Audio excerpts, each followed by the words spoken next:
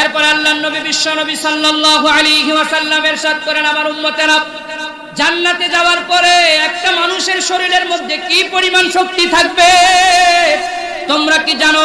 আমরা বললাম না, আমরা তো কিছুই জানি না।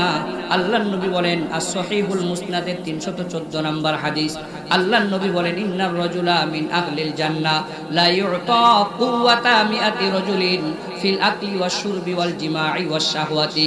আল্লাহর নবী বলেন, একজন মানুষ জান্নাতে যাওয়ার পরে, চাই পুরুষ হোক অথবা মহিলা হোক, আল্লাহ রাব্বুল আলামিন দুনিয়ার 100 মানুষের শক্তি তাদের মধ্যে দিয়ে দিবে। জোরে বলেন সুবহানাল্লাহ।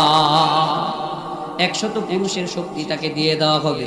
100 পুরুষ মানুষ যেই পরিমাণ খায় জান্নাতে এই পরিমাণ খাবে। 100 পুরুষ মানুষ যেই পরিমাণ পান করে এই পরিমাণ পান করবে।